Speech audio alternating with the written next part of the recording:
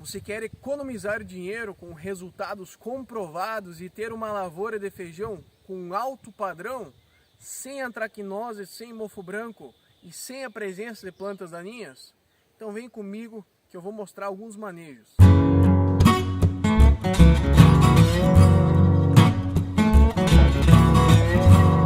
Feijão, Phaseolus vulgaris, uma planta fabácea, extremamente ligada à alimentação humana, principalmente o brasileiro.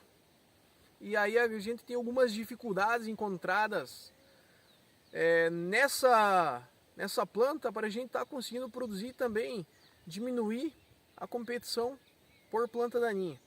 Que especialmente o picão, uma planta de difícil controle, a gente já tem alguns escapes acontecendo com o picão, principalmente a glifosato. E o que a gente fez aqui?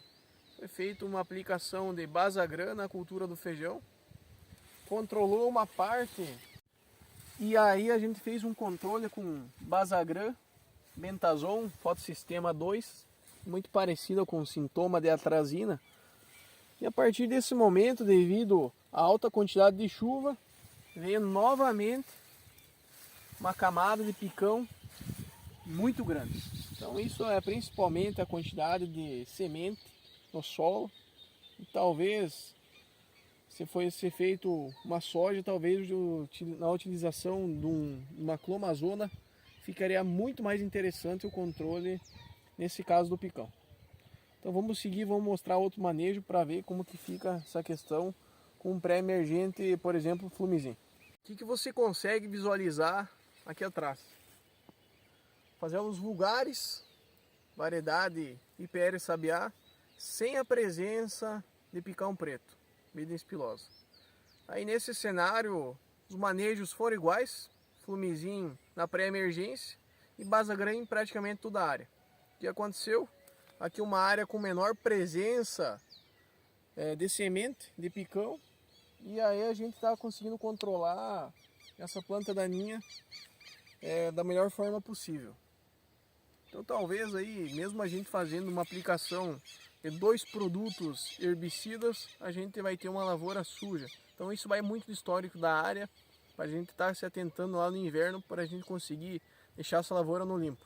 Talvez a utilização de algum pré-emergente antes, a gente conseguir também segurar um pouco a sementeira de picão e propriamente até mesmo do leiteiro. E aí esse ano, além do problema com planta daninha devido ao excesso de chuva, que lavou propriamente, com palavras mais chulas, o pré-emergente, a gente teve um problema sério com a antracnose.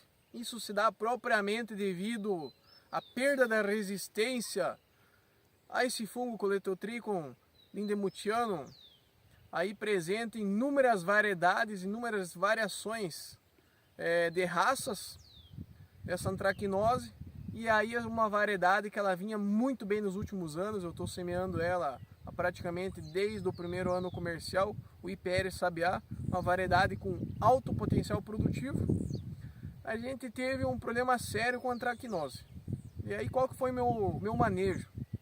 Vocês podem visualizar aqui no chão, a câmera vai chegar um pouco mais perto, para a gente estar conseguindo visualizar. Eu vou falar o que eu fiz. Por que não tenho presença da antracnose aqui, e depois eu vou mostrar um pé com presença de antracnose. A gente pode ver alguma coisa, alguma lesão no pecíolo. Isso aqui propriamente pode ser alguma fitotoxicidade de herbicida, mas também pode ser de antracnose. Então é muito difícil da gente estar presenciando essa diferença de sintomas. Depois eu vou mostrar uma planta com antracnose que praticamente ela tem bastante esse sintoma característico dessa doença. As vagens, a gente teve um controle satisfatório nesse manejo. O que eu fiz, pessoal?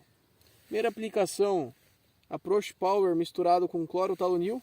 Clorotalonil multissítico, ele vai muito bem para o controle da antracnose. A partir desse momento fiz 2 aplicações da Mistar Top misturado com Mertin. Mertin hidróxido de fentina, um produto estanhado que ele tem alta efetividade, para o controle dessa doença. E aí uma última aplicação, proticonazol com fluxpiroxide, o Blavit da BASF. Eu fiz mais uma mistura com hidróxido de fentina, popularmente conhecido aí como Mertim. O único produto com patente registrado pela Syngenta para o controle de antracnose. Então, nesse caso aqui, a gente é uma lavoura para a produção de semente. Então, a gente precisa ter uma lavoura limpa, sem a presença do inóculo de antracnose, pois o melhor controle que a gente tem para essa doença seria principalmente semente sadia.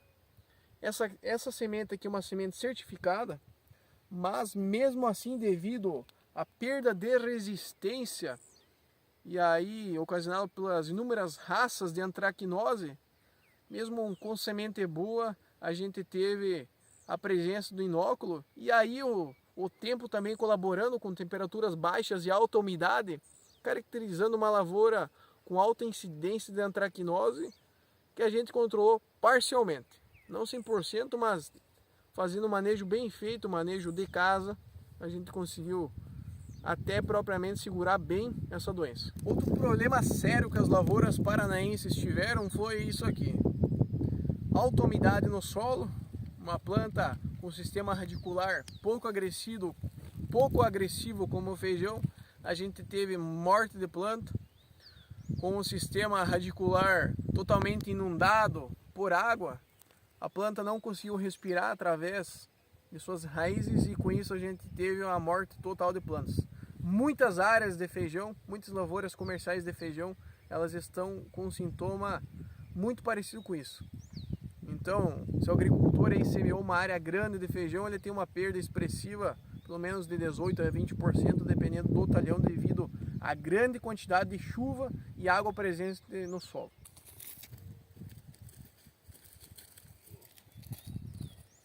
Nesse cenário eu achei uma reboleira com antracnose. Isso é propriamente devido à semente contaminada. Aí o controle principal para a antracnose seria a resistência genética. Essa variedade é uma variedade moderadamente resistente. Ano passado começou a aparecer antracnose, então ela perdeu a resistência parcial que ela tinha para esse fungo antracnose. Principalmente semente contaminada, e aí agora a gente vai acompanhar alguns sintomas típicos dessa doença. Ela comete principalmente os pecíolos, e aí naquela outra imagem, naquela outra sequência do vídeo que eu mostrei que poderia ser alguma coisa de fitotoxicidade, pode ver que é antracnose nessa planta. Por que eu sei que é antracnose? As outras plantas elas não estão com esse sintoma típico da antracnose, que seria essa mancha marrom no pecíolo. E aí, depois do pecíolo e folhas, que seria na parte abaxial da folha, até se a gente encontrar algum trifólio com esse sintoma, folha visivelmente não achei, mas principalmente no pecíolo, ela vai acometer depois do pecíolo as vagens. E aí a gente tem uma diminuição da qualidade do grão, no peso de grão, e a infecção dessa semente com esse fungo Coletotrichum lindemuthianum. Seria um sintoma com mais ondulado, uma depressão característico da antracnose. É um fungo que ele pode ser confundido também com mancha angular, mas para quem tem um olho crítico é muito mais fácil a gente conseguir identificar, principalmente por essa depressão que esse fungo causa na vagem principal. Então, nesse caso, mesmo com condições totalmente favoráveis a esse fungo, a gente conseguiu segurar e ter praticamente uma porcentagem baixa de antracnose. Uma semente aí para feijão, eu achei que um produto que foi muito bem foi o Blavit misturado com o Mertim. Eu achei que ele teve um efeito fisiológico, até o próprio fluxpiroxide. A conversa aí com os outros engenheiros agrônomos, eles me passaram que essa carboxamida ela tem um efeito de verde mais prolongado nas culturas. A área ela começou a amarelar, um certo amarelecimento, praticamente chegando já no final, a maturidade fisiológica, praticamente em R7, e aí a gente tem um controle teoricamente satisfatório. O interessante seria uma lavoura com zero presença de antracnose, mas aí devido a essa perda de resistência varietal, infelizmente a gente vai ter que conviver com essa doença. Então chega comigo, achei uma outra reboleira aqui com mais antracnose. Pode ver que é uma planta com menor quantidade de vagens, com sintoma dessa doença na vagem. É uma doença que ela pode ocasionar perdas de até 100% se não for feito o manejo padrão. Manejo padrão aí, eu acho que o manejo que foi feito nessa área é difícil a gente conseguir fazer um manejo melhor do que esse. Talvez a gente colocar alguma carboxamida diferente, uma carboxamida da Corteva ou própria da Syngenta aí, que tem no próprio Versário, no Elatos, que ela consegue ter um ganho. Aqui uma vagem comprometida já em maturidade fisiológica, e ela apresenta esse sintoma característico, uma coloração mais bronzeada com uma cor mais marrom, e aí essa semente ela vai estar contaminada, ela vai passar as características dessa doença para a próxima cultura que for semeada com essa semente. Um pouco sobre Sclerotina sclerotiorum ou Sclerotina rufus. Aí principalmente o mofo branco é uma doença de difícil controle, principalmente na soja, no feijão e em outras plantas. Uma doença que ela comete mais de 300 plantas em todo o mundo. Essa área que nunca teve a presença de mofo branco, a gente prioriza o uso de semente boa. Então, se a gente tiver uma área contaminada, bem provável que esse ano, com todas as características edafoclimáticas, a gente teria a germinação do escleródio e aí o apotécio formando todos os ascósporos. Nesse sentido, como que foi feito o manejo nessa área, o manejo padrão? Propriamente a dessecação com glutamina sintase, finale popularmente, e aí flumixazina, inibidor da Protox. Nesse sentido, eu fiz o uso de Trichoderma afro-harzinianum. Trichoderma, hoje uma estirpe da Syngenta, ela vem com uma alta efetividade, um produto registrado pelo MAPA, para o controle de mofo branco. Não tenho por que mostrar para vocês, pois a gente não vai achar esse sintoma, essa doença presente nesse talhão. Então é um manejo que a gente fez de forma antecipada, já venho há mais de 4 ou 5 anos tentando fazer o tricoderma. Lembrando que controle de mofo branco tem que ser feito uma aplicação com pulverizador em toda a área. Também a utilização de tricoderma via sulco, isso é propriamente uma das características que praticamente não tem morte de planta. Muito pouco coisa de fusário. O potencial produtivo de uma cultura de feijão. O que o mercado hoje espera num feijão de qualidade? Principalmente um feijão de peneira 12 milímetros. E aí as vagens que ela tem uma capacidade de produção com calibre um pouco maior são as vagens mais próximas ao solo. É um feijão de ciclo indeterminado, isso é, ele vai florescendo e ele vai crescendo também.